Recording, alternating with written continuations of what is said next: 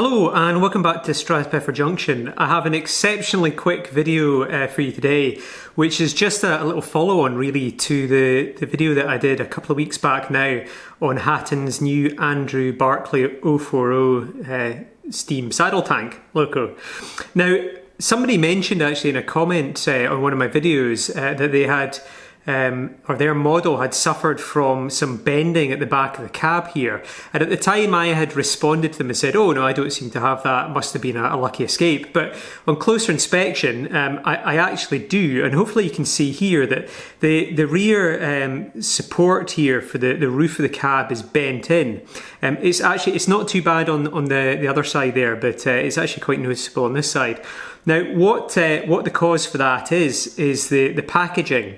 Now, if we have a look here at the packaging, the back here, these two wee plastic bits pop on to the rear supports of the cab roof just to hold the locomotive securely in place. But sometimes, depending how the locomotive is sitting in the packaging, the little sort of pips of plastic, I guess you might want to call them that, it actually push into the side of the cab support and bend it in, as we can see here, which is obviously not what we really want to have happening to destroy the model. So an easy fix that I found is just to take an exacto knife like this and to use that just to cut off the kind of first millimetre almost of the packaging here. Now, that you might think, well, maybe that'll leave it loose to rattle around the box. It doesn't. There's enough on the packaging in terms of foam and other bits of plastic which contact onto the locomotive for the locomotive to be held nice and securely. So what we need to do then, just to get the locomotive sitting comfortably in the box, is just to plane off the top of the plastic here with an exacto knife, just about a millimetre, and then that's all you need to do. The one thing, however, is to repair this damage, I'm going to fit a small spacer in here as well between the front portion of the cab and the upright, just to push it back into position. I don't want to try to force it because I think that has a potential to make the situation even worse, but I think a suitably sized spacer left in there over time, it will hopefully just bend that back into shape again. So I'll pop away and cut this into shape, and then I'll also look at fitting a spacer into here as well. Okay, so as you can see, I've already cut off that front one there, so I'm just going to use the exacto knife again just to cut off the second one. As I say, it really doesn't need very much coming off at all, just a tiny little amount really. But do be quite careful when you're using the knife, because as I've found, it's quite hard to get it going, but once it gets going, it's really not too tricky. But that first kind of stab into the plastic has a danger for stabbing into you, so please do be careful. Anyhow, I'll continue doing this all the way around, and then I'll move on to just making a little spacer for the cab upright support. Okay, so in order to know how big the spacer needs to be, we need to measure the distance that it should be, or the gap should be. And really the most accurate measurement sort of place or location for that would be right at the bottom of the door of the cab here.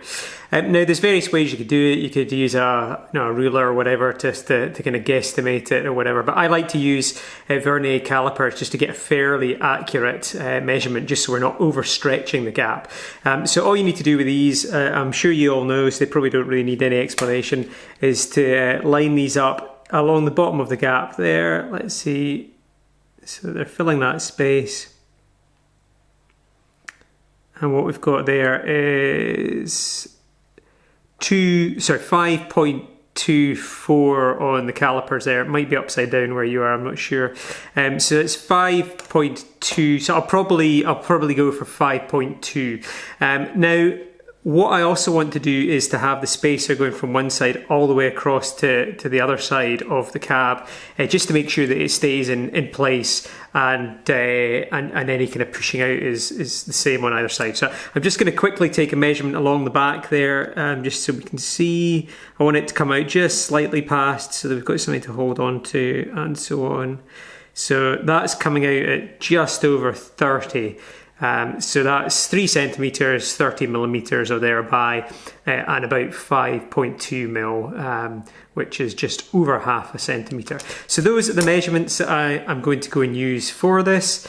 I think there's different ways to do it. You could use plasticard layered up and glued together. You could probably use some very soft wood, maybe some balsa wood, anything, maybe hard foam, closed cell foam, anything really that's going to be good and robust and help push it out, but isn't going to be so strong or hard that it'll damage the actual locomotive. But I have a 3D printer. It enables me to get really pretty good, precise detail, certainly precise enough for this. I'm going to go and quickly knock up a little spacer on my 3D printer and print it out, and that's what I'll use for filling out this back section here to hopefully get it back into shape. Okay, so I've been over to my computer, I've designed a little spacer and I've printed it out on the 3D printer. Now this is the width that we measured, which was 5.2, and what I've done is I just knocked off the kind of tiniest section of a millimetre, or point, was it 0.2 something of a millimetre. Anyway, what it's done is it's left enough room for me to put a very thin bit of Kapton tape on either side of the spacer. And now what that'll do is just again to ensure that the plastic isn't going to leave any marks on the actual plastic of the model, and just to provide just that very slightest amount of sort of dampening or cushioning. That's a better way to put it. So what I'll do now is I'll take this little spacer that we printed out, and I will insert it in between the two sides of the cab here. And then we'll take a closer look at that once it's in place. So I'm just going to insert it just above the cab there, and then just very slightly pull back as I slide it down into place like that, and then the same on the other side, so you can see that there, so that it's at the right space at the top, and we'll just spin it around there as well, and it's at the right location there, just at the back there, just to hold that plastic out to exactly the right width. Now, what I think I'll probably do as well is just put a tiny wee blob of Bluetac just underneath there. So if over the course of time in storage, as things get hot and they expand and contract with the cooler, so just in case it falls out and down. But you might not need to do that. And what you could probably do as well is, if I was to design this again, I'd maybe pop a little leg down so that it can't actually fall down and out of place. But a wee blob of Bluetac anyway will be absolutely fine.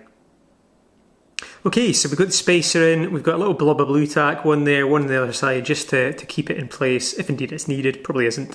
And we'll just pop it back into its box there, and you will be able to see that the surgery that we performed there has just pulled the plastic back just slightly from the back of the loco there, so it's well out of the way from being bent again. The package is back together nicely, and we've not only remedied the cause, but we are hopefully remedying the effect as well. So if this is something that's happened to your model 040, I guess there's two options. One, you could pack it out with a spacer like I've done and sort the packaging so that it won't happen again. Or if it's really bad or you're not happy, send it back to Hatton's and see if they've got a replacement.